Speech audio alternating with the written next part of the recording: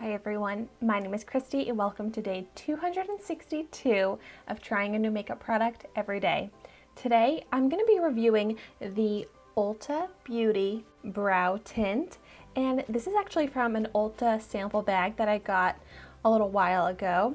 I have this in the shade medium, but it comes in 6 different shades, which I feel like is pretty good for an eyebrow tint because those don't usually come in that great of a shade range.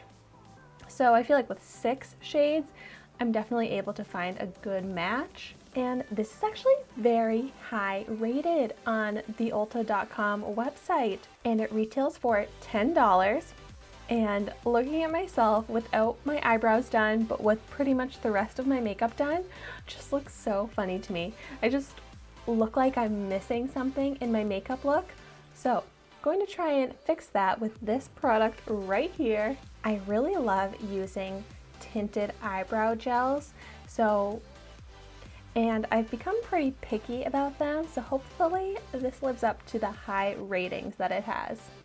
This wand is so tiny. I was not expecting that, but this seems like it should be pretty easy to work with.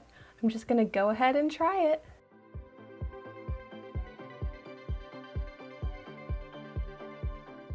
Also, I forgot to mention my obvious new backdrop. I don't know if I'm really liking this backdrop either because it just looks really dark to me. But then at the same time, it does kind of remind me of like The Bachelorette with all those red roses. So I do kind of like that. Let me know what you think of it. I'm probably going to continue to change up my backgrounds until I find something that I'm very satisfied with. So also let me know if you have any ideas for backdrops for me. Wow, so I definitely feel like this is adding a lot of good enhancing color to my eyebrows. The brush is really easy to work with, except for I did mess up and get a little bit down there. But this is really pigmented, so it's kind of like I wouldn't even need to use a pencil.